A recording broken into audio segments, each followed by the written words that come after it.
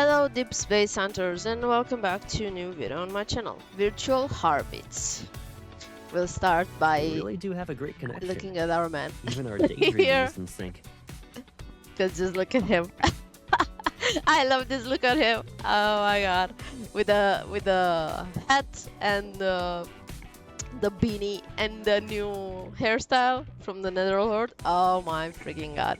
Alright, so Just so you know, I won't always let you escape so easily. okay, Caleb, let me finish. Alright, guys, so today Infold dropped the new World Underneath update, so we are going to read through it together, just so you won't have to spend the time reading. You can just listen to me while we go through it, right? So, let's see. I shamelessly didn't complete the main story yet. I've been dragging it as long as I can. But let us see. So the first chapter is definitely Xavier, and it's called Light into Dust. So if you guys don't know, you get diamonds by reading this, so be sure to, if you don't have the patience to read, just go like next until you finish the chapter and you will get the diamonds. So yeah, let's get into it. Let's see what this is about. Let's get this volume. Alright, let's see. Invitation. The endless bickering floods Isaiah's ears, which throws off his sword. He despises being interrupted when he's trying to focus. So if you don't know who Isaiah is, guys, but I'm sure a lot of you do, he is Xavier's, how can I say, fleet colleague. He's, how do you call them? The troopers? No. Well, he's on his starship. Oh, and he's also his brother, I think? Yeah, brother. He's a piece of work. He's sometimes so overbearing, but I just love his character so much. I love the main story with him. The way he and Jeremiah bickered, it was so good. Alright. He despises being interrupted when he's trying to focus. He furrows his brow and sheathes his blade. Today's self-imposed training has been cut short. He walks towards the source of the commotion. At the entrance to the training grounds, two groups are in the middle of a confrontation. On one side, a handful of unremarkable students stand. Commoners. Commoners. Oh my god. On the other, there's that insufferable young Marquis Isaiah finds the most annoying. Commoners. It's something he would totally say. Oh my god. He's so arrogant. Alright. He's flanked by his dim-witted lackeys. Alright, I like this already. I like everything with Isaiah. He's a really good character. I love his personality. Alright. With the order of the light seekers, yeah. Selection ceremony fast approaching, there's an unrest at every turn.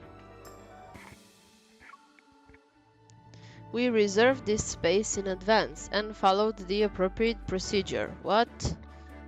What gives you the right to take it from us? The young man leading the commodores clenches his fists. Procedure? The young Marquis adjusts his bracer with lazy indifference. That exists to ensure efficiency, and right now the most efficient approach is to allocate resources to those who are the most likely to be chosen. He steps forward, his followers surging behind him. After all, no amount of effort can bridge the gap between bloodlines. Oh my god, so arrogant. Alright. The young man's face flushes with anger, and his chest heaves.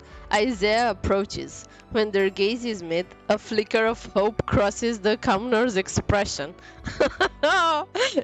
He places his hope in Isaiah.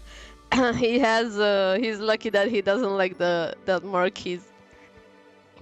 In Austria Knight Academy, few don't recognize this royal known for his arrogance and sharp tongue.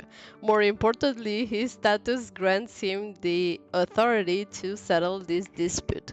Faced with Isaiah, the young marquis immediately plasters on a warm smile. It's not a significant matter. Surely it's nothing noteworthy. Isaiah ignores him and walks toward the commoners. The commoners, oh my god. He doesn't even bother distinguishing one from another. Oh my god. He pulls an envelope stamped with his family crest from his coat and holds it between two fingers to the young man at the front. Passes to the outer hall. Isaiah's voice is cool, his tone unquestionable. Take them. My father is hosting a banquet. You can try your luck there. Oh, that's so sweet of him. To him, this is a more efficient exchange of value than squabbling over the training grounds. A chance ordinary students could only dream of. For him, it's a trivial gift, traded for immediate peace and quiet. Let's take this and get the hell out of here. The students freeze. The young man at the front stares at the gold embossed envelope, his face a war of humiliation and hesitation. The young marquis grins. He opens his mouth to flatter, but Isaiah's attention has already drifted elsewhere. Two tall figures are approaching from the opposite direction. Uh-oh, here comes Daddy. Xavier was clearly pulled away from his training. The sword in his hand still gleams with a cold silver light. Confused, Jeremiah walks behind him and he's craning his neck at the group of students. Let me just bring this down a notch. It's kind of annoying.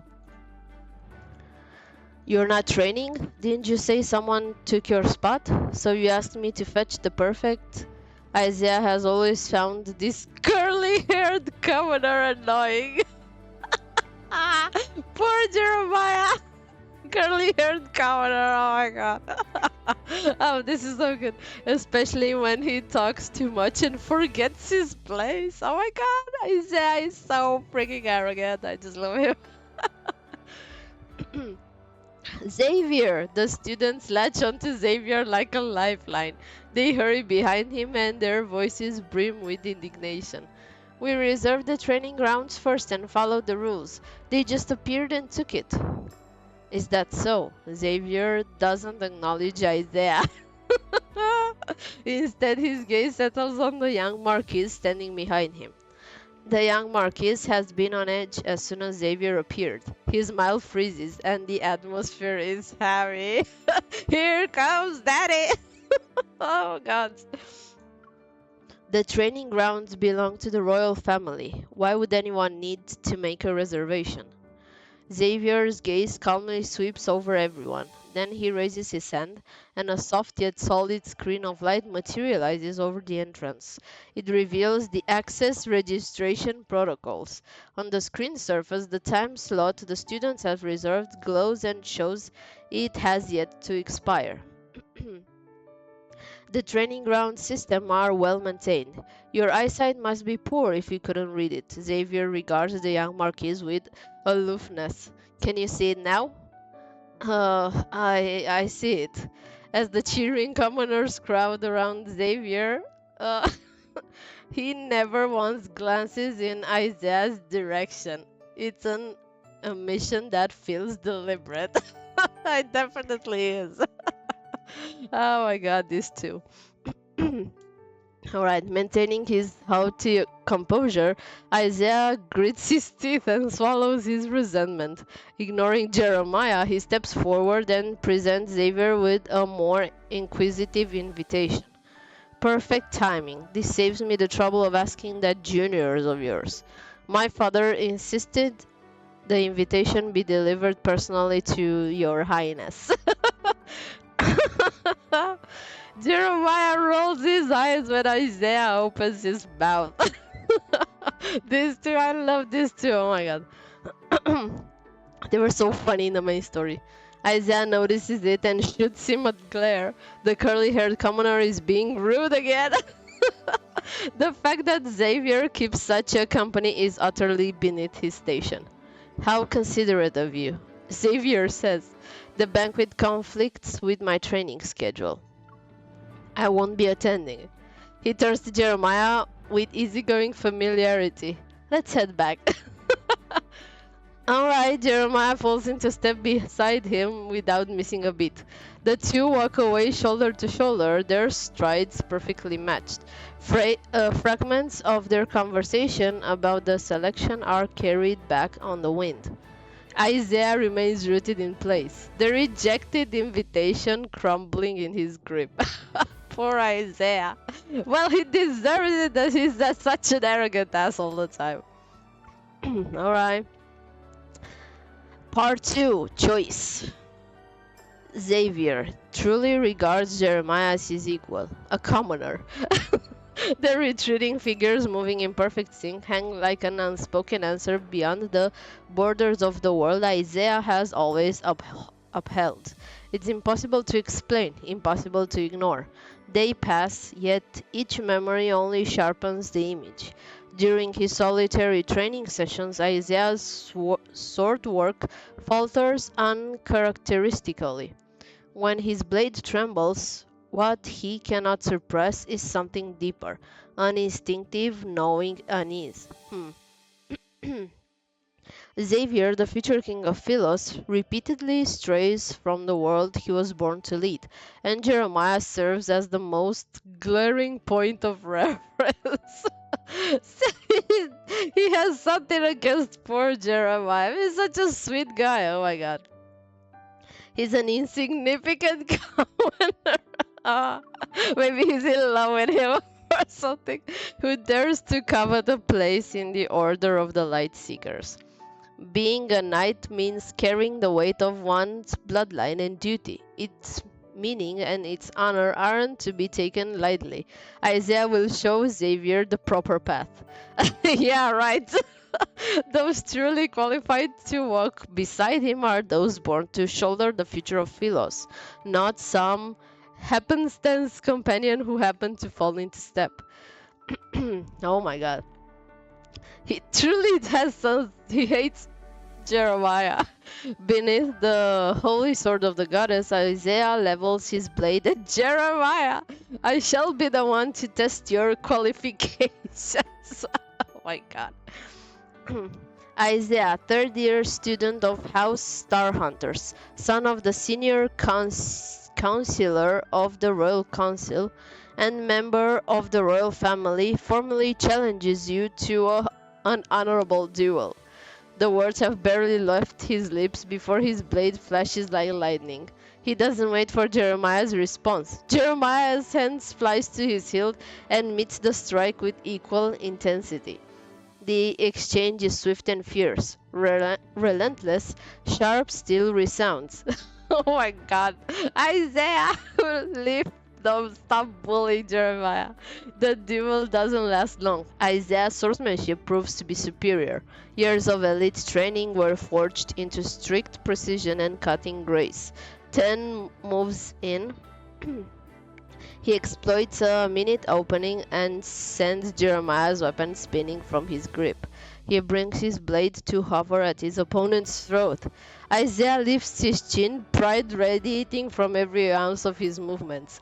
The murmurs of astonishment rise around him, exactly as anticipated. Yes, this is what it should feel like. Isaiah senses his blade has finally stopped trembling. Jeremiah exhales slowly and concedes without pretense. I lost. Poor Jeremiah. Isaiah sheathes his blade and looks past Jeremiah. With barely concealed expectations, his gaze seeks Xavier in the crowd. Look, look at your commoner. Oh my god, he's such an arrogant ass. This is the clearest proof of the order of light seekers he believes in.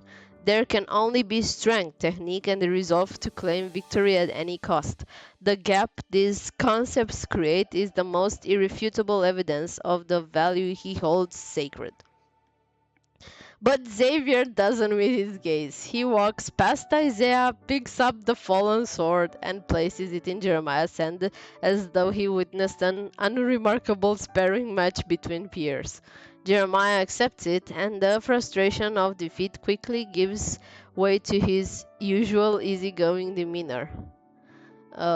The pride on Isaiah's face freezes. The shadow of the holy sword slants across the ground and swallows him in cold darkness. He won. Yet the bond he fought so hard to sever remains untouched. The measuring stick he devoted everything to proving, the one he uses to judge one's worth, means nothing to Xavier's eyes. Of course, Xavier is a cool kid, like he he would always prefer a commoner like Isaiah says between him and an arrogant ass like Isaiah. Oh my god. All right, let's see. Um. Oh yeah, the Backtrackers. That's what they were called. Yeah, I said troopers like Star Wars. All right, so part 3 of Xavier's story. It's called Backtracker's Diary. Petals spiral down from the treetops and sleep silently between the open pages of a diary. It chronicles what must be the countless springs since the backtracking began. The author's emotions spiral out of control. As he wrote, the handwriting growing increasingly erratic and messy. The diary was abandoned in a fit of spite. Okay, it's as though I was just checking the background. It's as though he buried a memory. A man sits beneath the tree and reads it. He's quiet and focused. Although he occasionally pauses, his gaze lingers on a peculiar phrase, as if weighing something. He's thinking of something. His fingertips trace the Philosian noble crest embossed in the cover. He appears gaunt and pale from the sight. Oh my god, 10 pages. Oh god, guys. Oh my god. If I wasn't doing the video and wanting to check this out with you guys, I would have had such a hard time reading this on my own. Alright. When Xavier announced our departure, the weight in my chest finally settled. I kept my expression under control, lest some foolish commoner catch me off guard. So I guess this whole chapter with Xavier is from Isaiah's perspective. Okay. Even after all these long months of preparations underground, I still can't get used to being around my supposed teammates. Oh my god. It was the same in the beginning. When Xavier told me about Operation Backtrack, I took it as a sign that he finally realized what sort of person was qualified to intervene in the fate of Philos. And then I followed him into the secret base only for a mechanical sugar glider to fly at me. It was singing. That's when I discovered this team was more motley than I've imagined. Only commoners on Isaiah's head. Right. Aside from a handful of noble science I could tolerate, the ones with actual skills, the rest were commoners, Xavier scrapped together from who knows where. None of them met the minimum standard of value required to participate in Operation Backtrack. When I confronted Xavier about it, he blinked and said every team member has something unique about them. If you ask me, Xavier has been blinded by his own evil. Oh my god.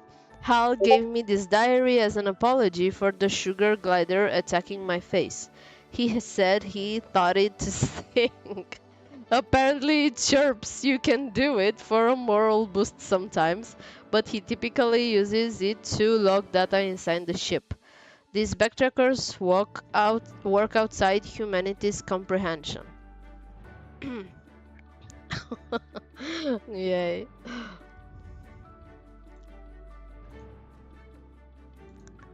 All right. Just a moment, guys. Someone keeps messaging me.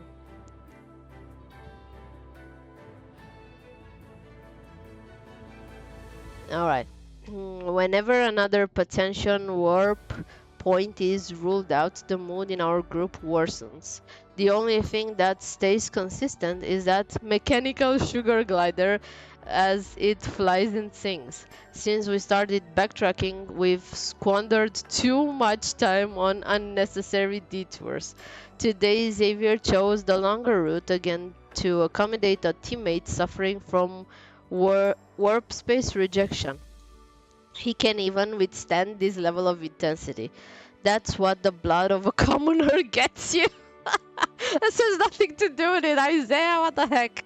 So what if he's skilled in conducting analysis and an analysis and various calculations? Oh my god. Sorry guys, this is so fucking annoying. Alright.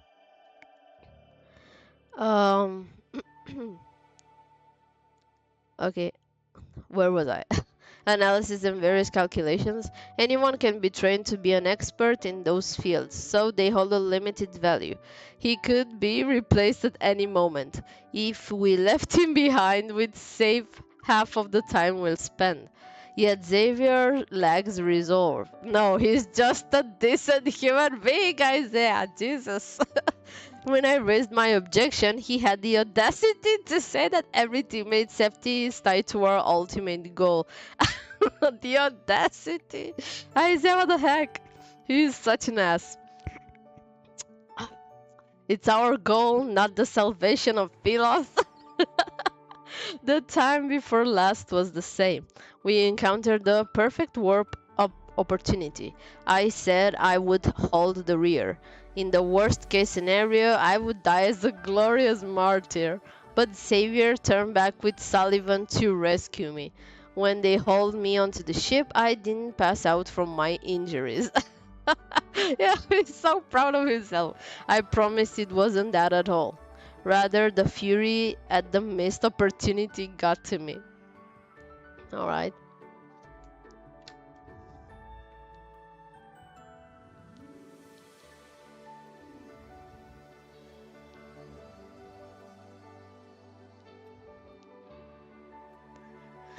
Okay. We're stranded on Earth now. Hope grows dimmer by the day. Sorry, I need to hydrate when I'm reading. Everything makes me angry. Isaiah has anger issues, oh my god. Being part of these backtrackers means endless arguments. The curly-haired idiot Jeremiah is everywhere. And he actually said no one wants to work with someone like me. The audacity! He knows nothing, you know nothing, Jon Snow. Efficient commands and necessary sacrifices are what it means to be responsible for everyone. Oh my god, Isaiah is just something else. Oh my god, I don't know who brought him up as a child, but oh my god. Alright, yet somewhere along the way fewer people argue with me. Life on Earth is eroding their will.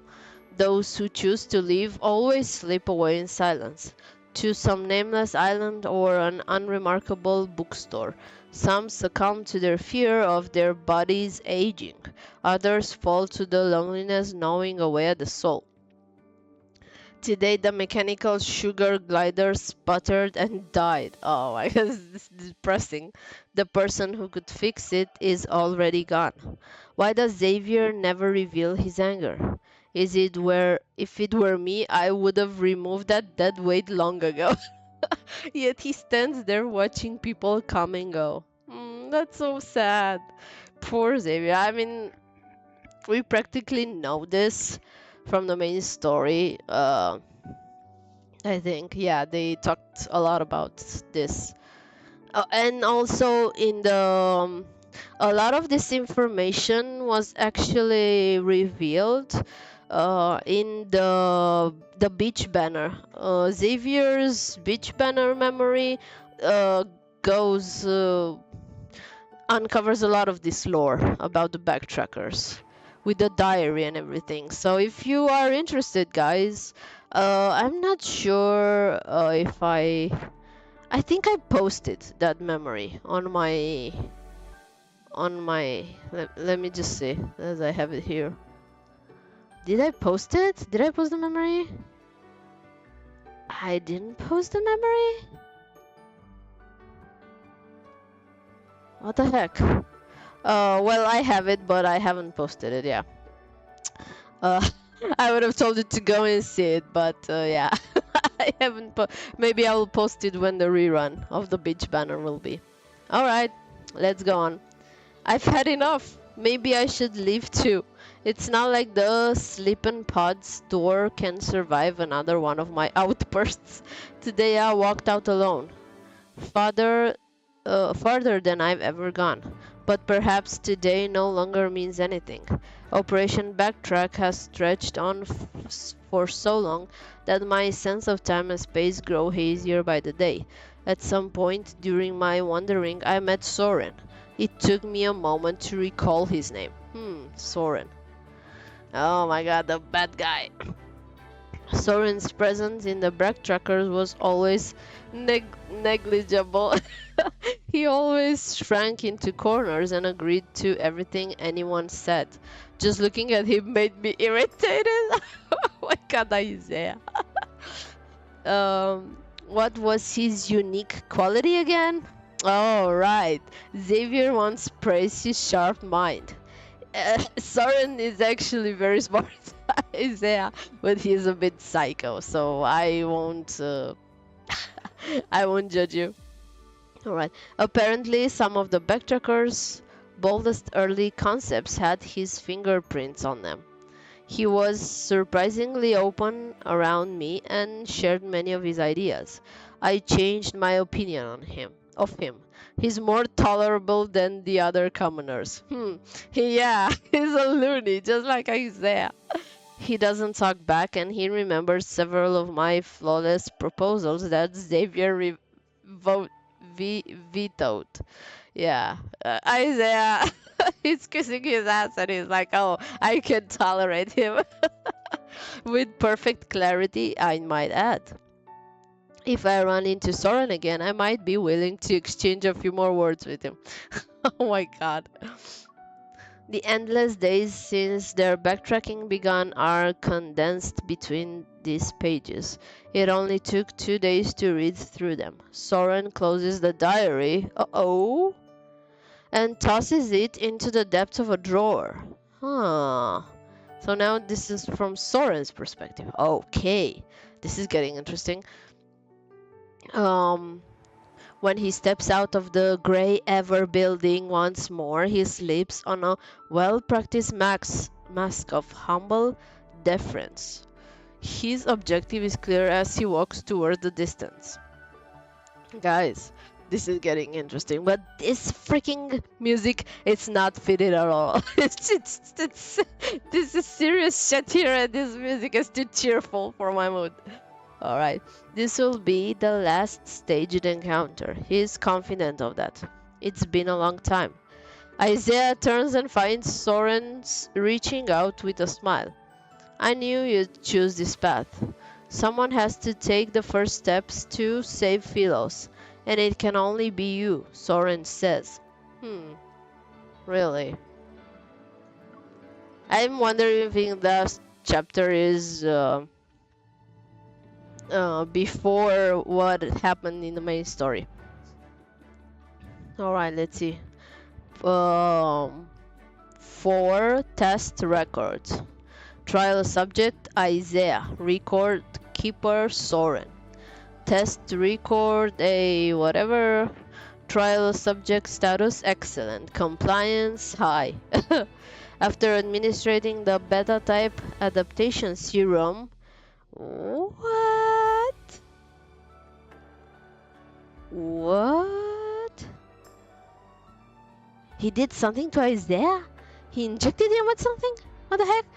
After administering the beta-type adaptation serum, the fuck, the subject's native 𝙤𝙤𝙢 vital signs and psychological markers remain stable. No acute rejection from the immune system or organ dysfunction was observed as initially anticipated.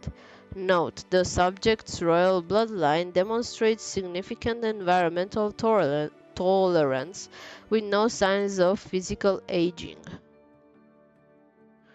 Huh. Huh.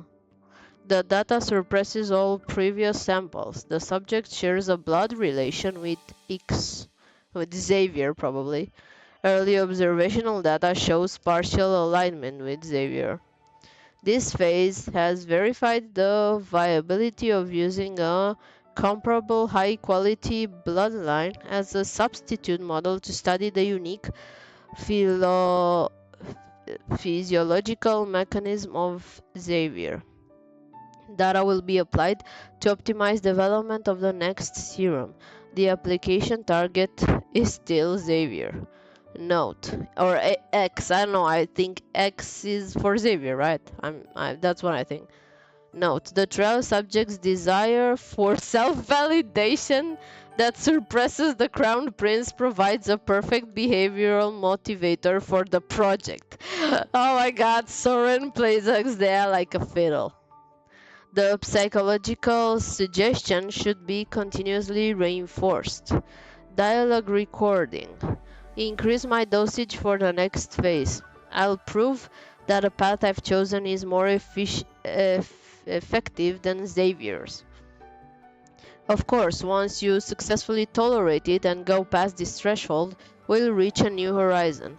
When that happens, you'll be the pioneer who's crucial to saving Philos. Oh my god, what is he injecting Isaiah with? What's going on? When did you get your hands on all this high precision equipment? The fairest thing about fate is that it rewards those who prepare in advance. Test record a whatever. To support the development of beta-type adaptation serum 2, a request has been submitted to Ever HQ for the latest functional observation pod. The subject exhibits symptoms of neuropathic pain and cellular metabolic dysfunction, but the body hasn't been irreversibly damaged.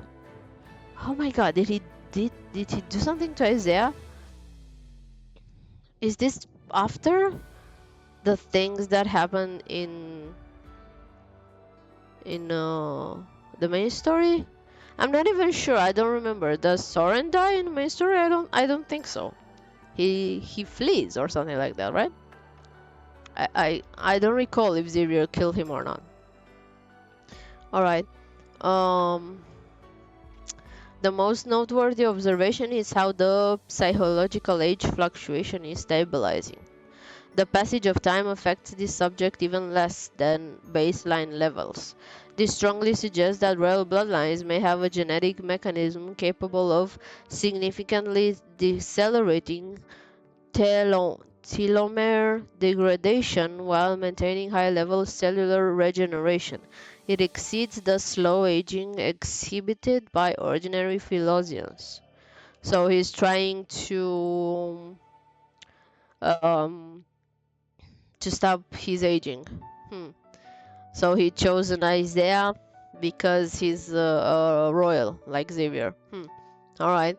Given the subject's status as an experimental body who's the most closely related to Xavier via bloodline, data on tolerance limits must be obtained. This data aims to decode the core mechanism of royal bloodlines and precisely extrapolate dosage thresholds and potential control nodes applicable to Xavier. Consequently, data from this phase is critical to securing long-term stability and compliance from Xavier within the Planet Transplantation Initiative. Okay, so... I think this was before, right? And Isaiah said nothing? Oh my god. He never mentioned that he met with Soren and that they did this. Tricky Isaiah. Targeted psychological intervention has been enhanced to address emerging anxiety and suspicion. Dialogue recording. This doesn't feel right. Your body is reconstructing itself. It's adapting to a new world. I thought we were going back to our original world, our philos. Ugh. Return demands unsatiable power. What you're gaining is power Xavier could never hope to obtain. He's still running in circles and stuck in his delusions. But we will lead the Philosians. But it hurts so much. My head's a mess. Soren. See, you're breaking past your limits. Grit your teeth and push through. It's proof that you're better than him. Don't you believe in yourself? Oh my god, what is he doing to poor Isaiah? Test record age. The subject's rejection has become critical. It's accompanied by intermittent mental disorientation, memory, retrieval dysfunction, and an unstable evil. Oh, I get it now. If you guys recall, in the main story, when they found him, like Jeremiah and Xavier, Isaiah was in a mental hospital, like he was crazy. He was batshit crazy, and that's because Soren did these experiments on him. Oh my freaking god! So that's why he was crazy. I always wondered why they said that Isaiah went crazy. That's why. Oh my god, so that's the story. Okay, guys, I get it now. All right. Memory retrieval dysfunction and an unstable evil. Tolerance limits are approaching. Acquisition of critical data is nearing completion and proves to be highly valuable. Currently awaiting HQ's approval of the report before advancing to adaptation serum. HQ's latest attempt to directly acquire Xavier has failed. As such, this trial subject remains the only viable substitute model for in-depth live experimentation. He tricked Isaiah.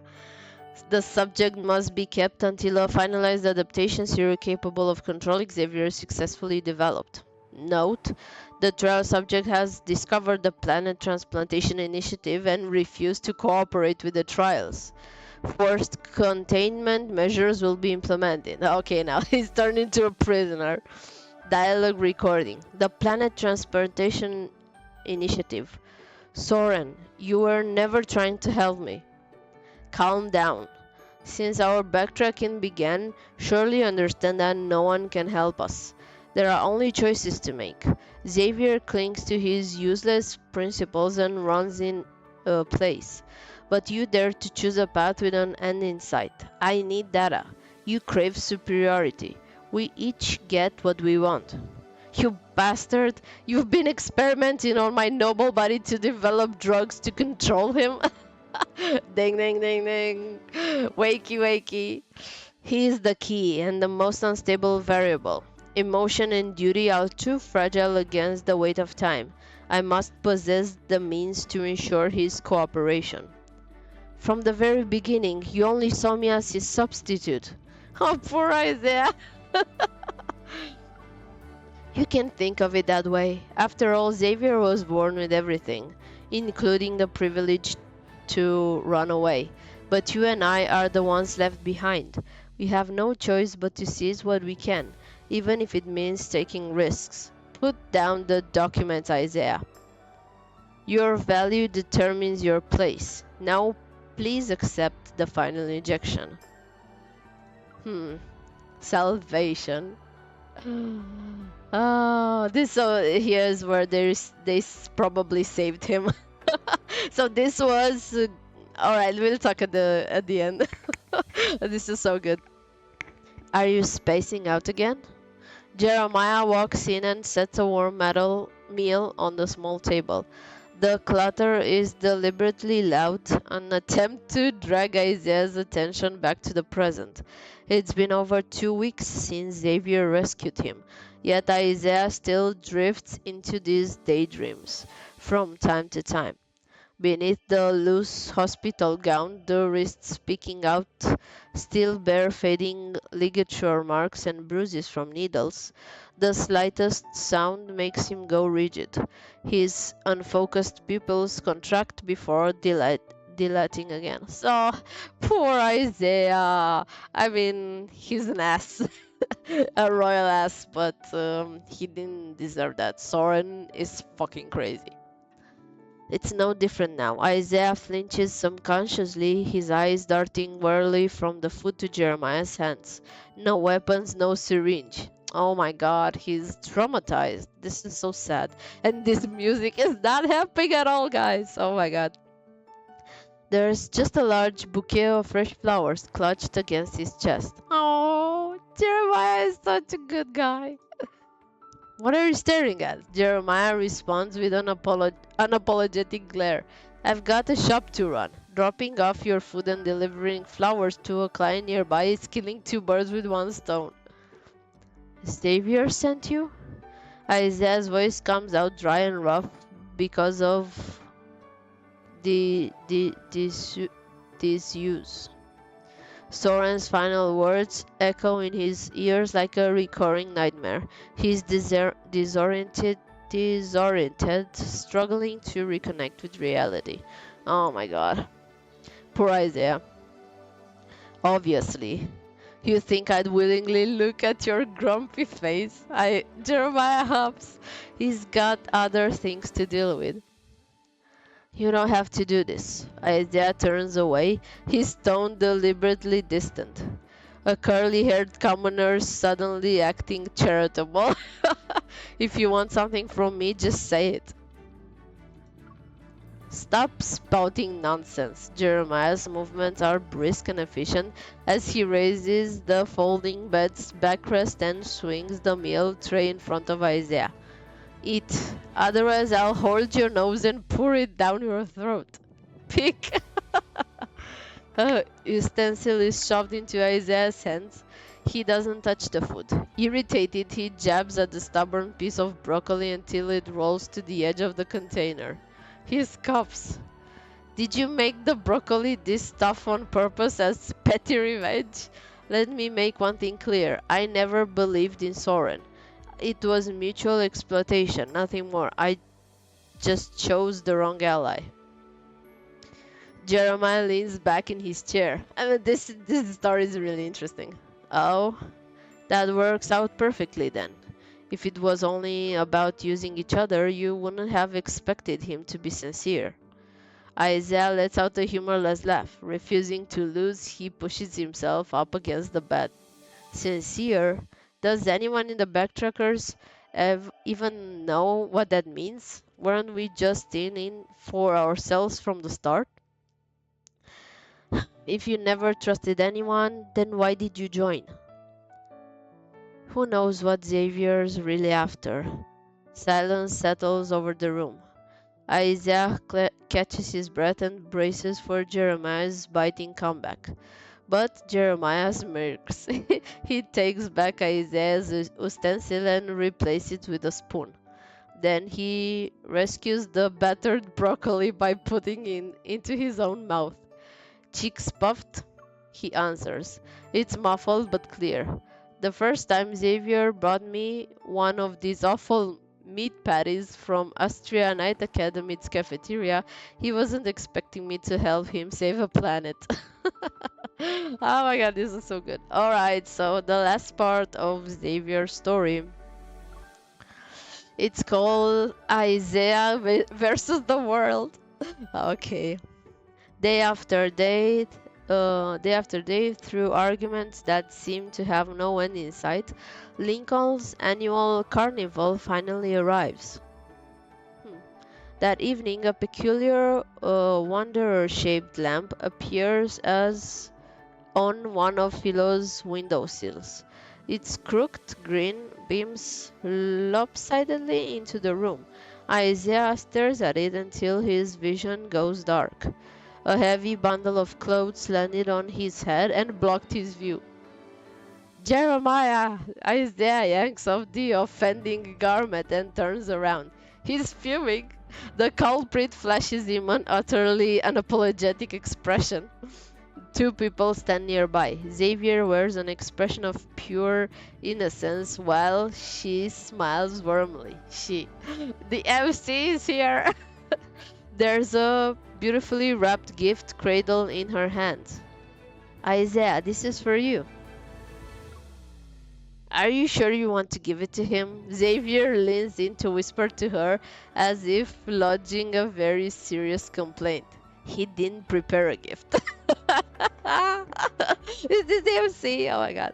Exactly. Isaiah doesn't understand any Earth holidays. Jeremiah chimes in. And yet she still walks up to him with a gift. Isaiah's expression tenses. He wants to say he has no needful childish Earth gimmicks, but she holds it, the wrapping paper crinkling softly, and smiles. Take it. You'll understand all of Earth's holidays by next year. Oh. Isaiah hears Xavier and Jeremiah snickering behind her, but the laughter doesn't ignite his temper this time.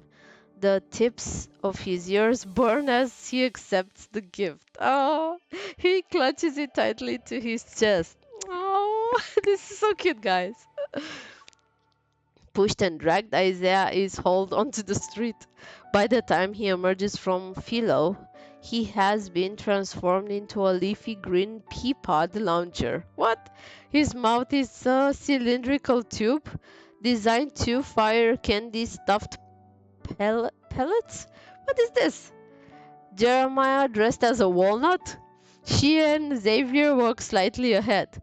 They're wearing matching cherry headpieces with intertwined stems as they carry a wicker basket to exchange small gifts to other participants. What the heck is this? Do you want to know why I made you wear this costume? Jeremiah shares his design philosophy with Isaiah. I realized you and peas have something in common. You're great at shooting your mouth off. You're asking for a beating? Isaiah moves to kick Jeremiah, but when he lifts his leg, a group of excited children come rushing over. They're surrounding him. Little hands stretch into the air, and their eyes sparkle as they cheer. Pea-man, give us pea-flavored candy! Oh my god. Isaiah freezes. He wants to back away and snap at them to get lost. Guys, this is so fucking funny.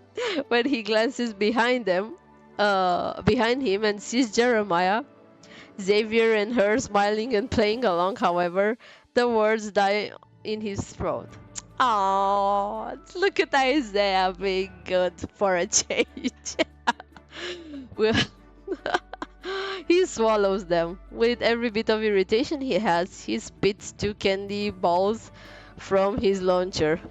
There. Now leave! Oh my god. The children's cheer grow even louder as they scatter like they've just claimed treasure. Jeremiah and Isaiah carry a large cloth sack between them and collect the small gifts passerby offer in return. Whenever someone approaches with goodwill, the stiff "no thank you" forming in Isaiah's throat never escapes. Oh, it's stuffed back down by whatever trinket gets pressed into his hands. Colorful candy, knitted coasters, homemade cookies, a bright jumbled mess piles up at the bottom of the bag. I hope you have a fun carnival experience. The gift givers reveal bright smiles before they melt back into the crowd. So this is like a festival. You know, guys, I'm thinking, what if this is some kind of a hint about the multi-banner that will come next? Because the Bungie mini game that we have now, it looks like a sort of festival or something. I don't know, maybe I'm just throwing in ideas. All right. I hope you have a fun carnival experience. The gift givers reveal bright smiles before they melt into the crowd. Everything in the sack is light, yet Isaiah's arms feel heavy. Resting on a roadside bench, he fishes out an unremarkable piece of fruit candy, its wrapper almost cheap looking. Oh my god. Slowly he peels it open to reveal the translucent orange drop inside. Philos's banquets always featured exquisite confections arranged on silver platters. Yeah. They were symbols of etiquette and status. He's genuinely hungry. Isaiah puts the candy into his mouth and tastes artificial flavoring. It's nothing like the subtle, layered complexity the palace chefs once crafted. Yet this simple, unrefined sweetness cuts through the numbness on his tongue, rushes down his throat, and spreads warmth. Well, isn't it lively here? Jeremiah gazes at the stream of people flowing through the street. It's whatever. Isaiah mutters. Philos was lively too. An evening breeze drifts by, carrying the scent of flowers and pastries.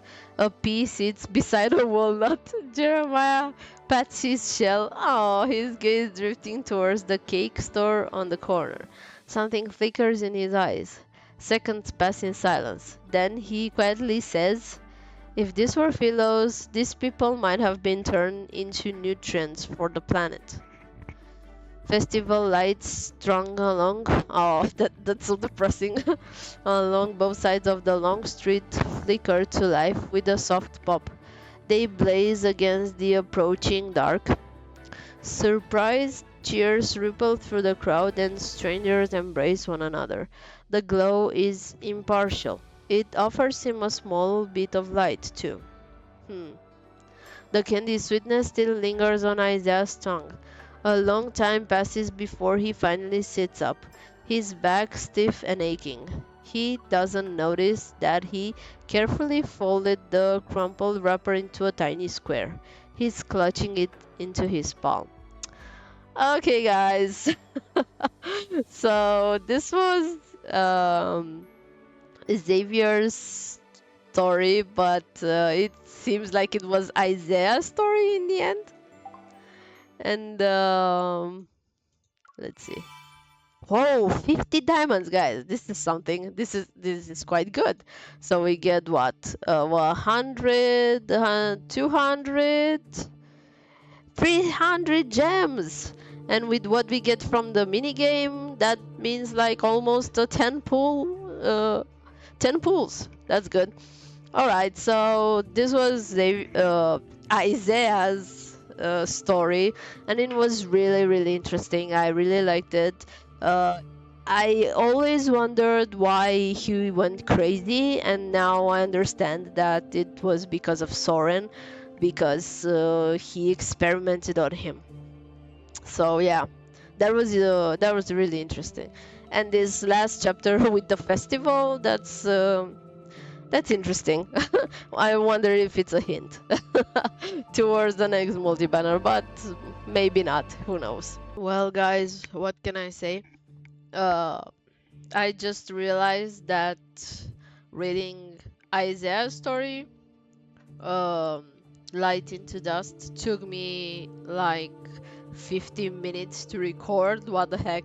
I thought I would be able to make a single video for World Underneath update with all of the all of the chapters, but that would be crazy. It would mean to have like a six hour video, which is too much. So I will definitely make separate videos for each story. And thank you for being here, listening to Isaiah's chapters from World Underneath Me. So be sure to check my channel the following day, because I will be definitely back with Zane's story next, which seems to be about Grayson. Yeah. So thank you for being here, guys. and I'll see you in the next video. And also like and subscribe if you like my content. And also I'd like to thank my 54 subscribers for trusting me and for uh, being part of my virtual family. So yeah, thank you, and I'll see you later, guys. Bye bye.